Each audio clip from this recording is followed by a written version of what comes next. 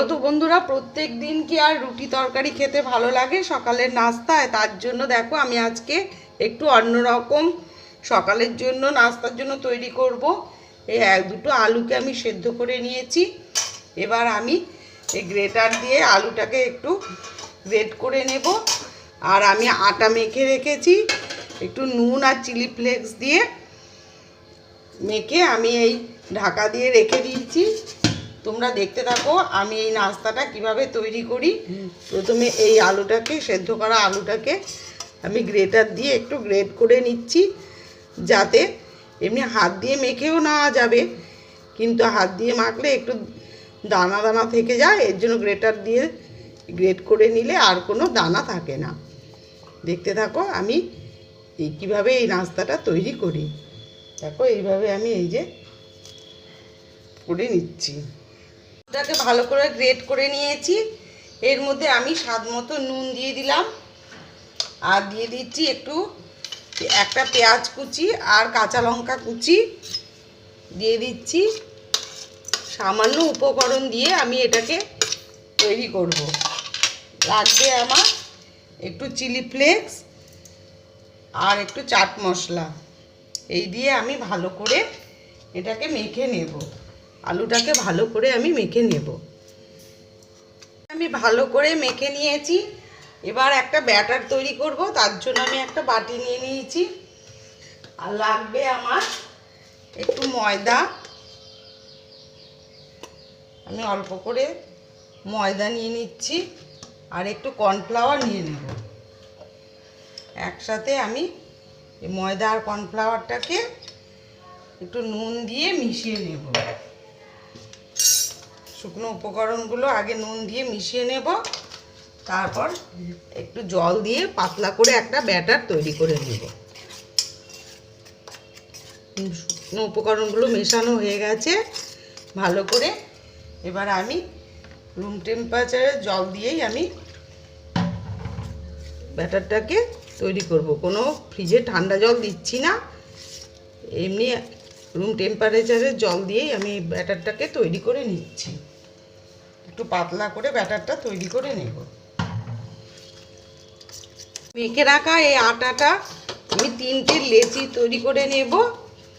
বড় বড় করে আমি 3টে লেচি তৈরি করে নেব। তারপর এই লেচিগুলোকে আমি বেলে নেব।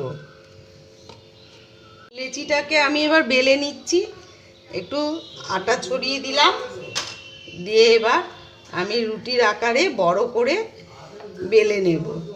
আমরা যেভাবে রুটি বেলি সেই রকম করে বেলে নেব, কিন্তু একটু বড় করে বেলে নেব, একটু পাতলা করে বেলে নেব। পাতলা করে বেললে তাহলে ভেতরে কাঁচা থাকবে না। এইরকম বড় করে আমি বেলে নিচ্ছি। আমি দেখো এইভাবে ঠিক এইরকম পাতলা করে বেলে নিয়েছি।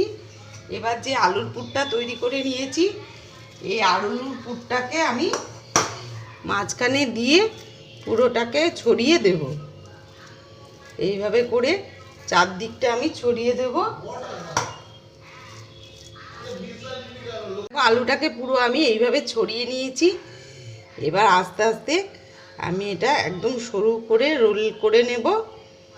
এইভাবে আমি একদম দেখো এই যে রোলের আকার করে নিচ্ছি।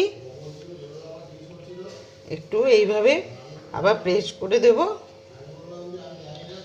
তারপর আমি একটা ছুরির সাহায্যে আমি কেটে নেব। দেখো এই যে রোল করে নিয়েছি। এবার আমি ছুরির সাহায্যে আমি এই রকম করে কেটে নেব। এই রকম করে আমি এই যে ছুরি দিয়ে দিয়ে কেটে নিলাম। এবার এইভাবে আমি একটু হাত দিয়ে চ্যাপটা করে করে নেব।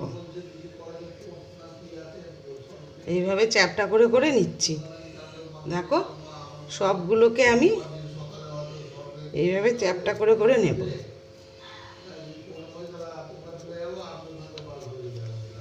এই যে এইভাবে সবগুলোকে আমি চ্যাপটা করে করে নিচ্ছি। এই যে এইভাবে। তারপর আমি এটাকে ব্যাটারে ডুবিয়ে আমি ভেজে নেব।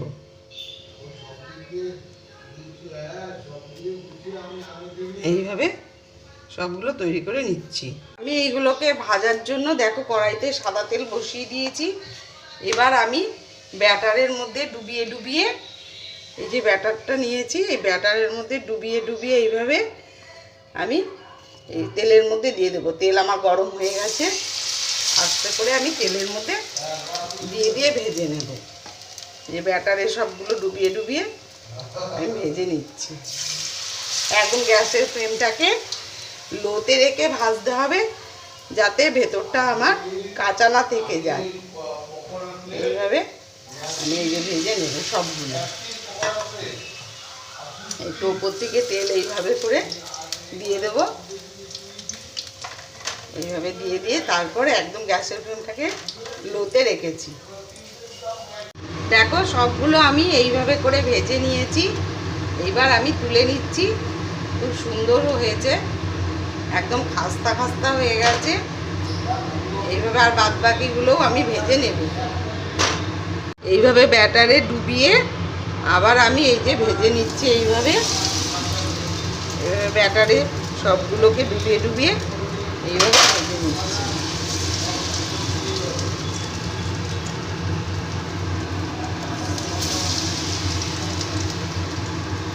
সবগুলো দেখো আমি এইভাবে ভেজে নিয়েছি।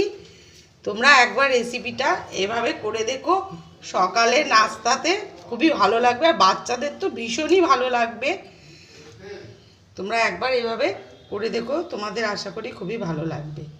আর রেসিপিটা ভালো লেগে থাকলে লাইক কমেন্ট ও শেয়ার করে দিও, আর সাবস্ক্রাইব করে দিও ইউটিউব চ্যানেলটিকে।